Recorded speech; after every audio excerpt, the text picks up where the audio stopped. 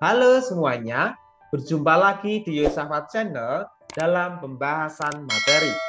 Pada kesempatan kali ini, kita akan belajar tentang kalimat utama, ide pokok, dan kesimpulan paragraf. Di kelas 4 dan kelas 5, pasti kalian sudah belajar tentang kalimat utama dan ide pokok. Pada hari ini, kita akan ingat kembali apa itu kalimat utama dan ide pokok, kemudian kita lanjut ke kesimpulan pada paragraf. Nah, sebelumnya kita akan lihat pengertian dari paragraf. Apa ya paragraf itu? Paragraf merupakan kumpulan kalimat yang mempunyai satu ide pokok dan penulisannya sedikit menjorok ke bagian dalam. Nama lain paragraf disebut alinea. Apa saja unsur-unsur dalam paragraf? Unsur dalam paragraf ada kalimat utama dan kalimat penjelas. Yuk kita bahas lanjut. Apa perbedaan kalimat utama dan kalimat penjelas? Ada yang tahu? Ya, kalimat utama merupakan kalimat yang memuat ide pokok dalam suatu paragraf. Kalimat utama ini yang menjadi dasar pengembangan sebuah paragraf. Kemudian, kalimat penjelas merupakan kalimat yang menjelaskan lebih detail informasi yang disampaikan oleh kalimat utama. Dengan kata lain, kalimat penjelas ini yang menjelaskan kalimat utama secara lebih rinci dan panjang lebar.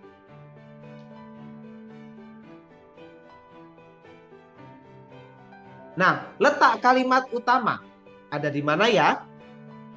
Kalimat utama dapat terletak di awal paragraf, di akhir, serta di awal dan di akhir paragraf. Dan letak kalimat utama ini menentukan jenis bacaan dalam paragraf.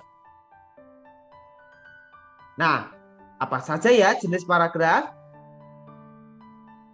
Yang pertama, paragraf dengan kalimat utama terletak di awal disebut paragraf deduktif.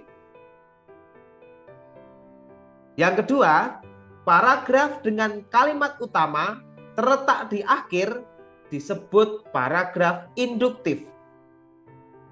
Yang ketiga, paragraf dengan kalimat utama terletak di awal dan di akhir paragraf disebut paragraf campuran atau disebut juga dengan istilah deduktif induktif.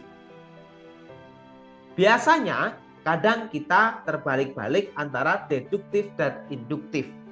Ingat saja, kata depannya di. Berarti D itu yang di awal. Jadi kita mengingatnya, jika D yang di awal dengan kata di tadi, berarti D adalah di awal. Kalimat utamanya ada di awal. I yang kedua, di. I-nya yang kedua, berarti I yang terakhir. Jadi kalimat utamanya yang di akhir.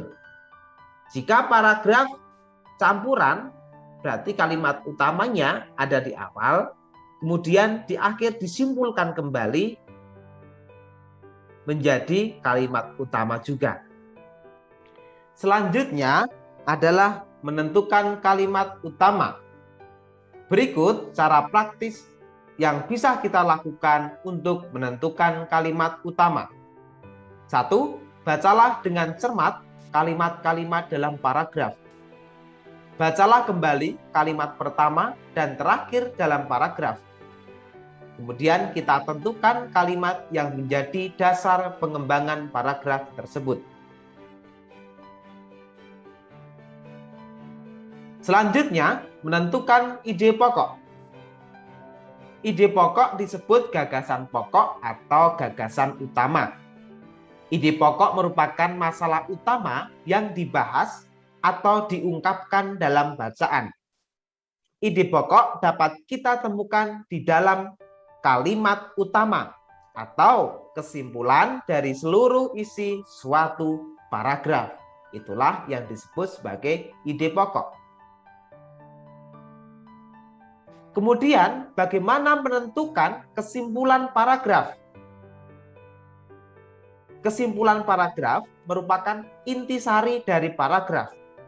Langkah untuk menyimpulkan paragraf adalah yang pertama, bacalah paragraf dengan saksama dari awal sampai akhir. Tentu dengan teliti ya membacanya ya. Kemudian tentukan ide pokok paragraf tersebut. Nah, dari ide pokok ini baru kita bisa menyimpulkan isi bacaan atau isi paragraf tersebut. Jadi, dari ide pokok kita rangkai menjadi kesimpulan. Demikian penjelasan dari Bapak tentang materi kalimat utama, ide pokok, dan menentukan kesimpulan paragraf. Semoga bermanfaat buat kalian semuanya. Salam sehat dan salam semangat.